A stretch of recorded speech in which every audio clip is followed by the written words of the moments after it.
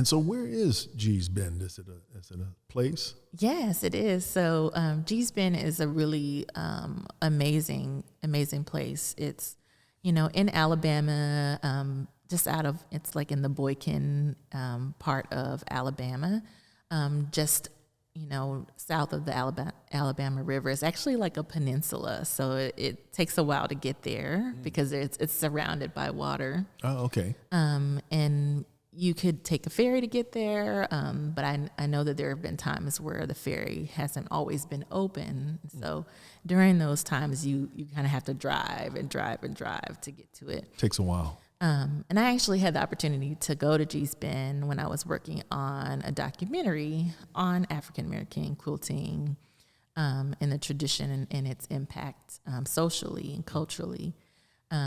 And so it's a really unique place, and I think that that's what makes them unique is the isolation that this particular community suffered really through, didn't have access to a lot of modern amenities for a period of time because of that isolation.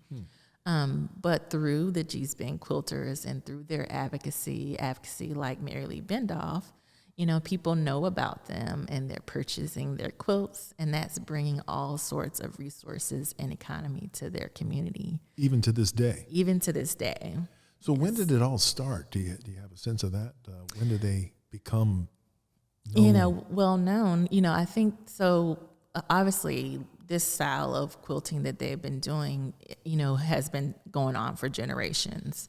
In the 2000s, around 2002 is when Will Arnett, who's an art historian, he focuses a lot on like folk art, really discovered the Geesbend quilters and, did a series of exhibitions, one that started in my hometown at the MFA Houston and then traveled to the Whitney. And that particular exhibition really catapulted the Geesbend quilters to national fame. And partly because they were seen as like, that this style that, came through generations really like looked a lot like the modern abstract paintings, Well, even when I look at this piece here, by the way, I mean, it looks like an abstract exactly work of art, yeah. And so as they looked at it, they were like, okay, well, this style of quilting really almost predates that, right? So like there's actually photographs where you can see this type of quilting happening near Geesbend, like in the 20s. And no kidding. So understanding that this is a community that's been doing this style of quilting for that long, and it's preserved. It's been preserved through all these years because, in part, by the isolation. I see. But then also a tenacity and a resistance, right? Because many of these quilters knew how to do, standard quilting block design. So it's not like, some people may think, oh, like this is all they know how to do, but this is what they would call my way.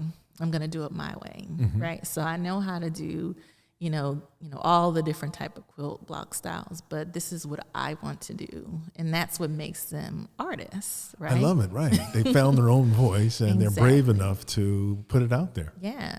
I mean, isn't that the artist's impulse is to say, this is what I want to do and I'm going to do it, right? Yes, of course.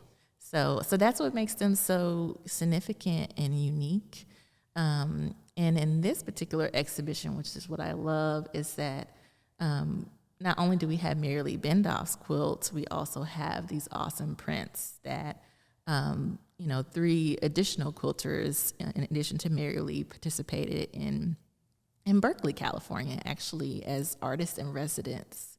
So this is now the Geesbend quilters as artists going to Berkeley, California. I mean, they physically traveled to Berkeley and created. Now, when you say prints, is it serigraphs, lithographs? Fine art prints, using the soft ground etching process. Ah, okay. That was designed specifically for their quilt making. So, Paulson Fontaine Press in Berkeley, they worked with the Geesbend quilters for like almost a decade, over decades, really, when you think about it.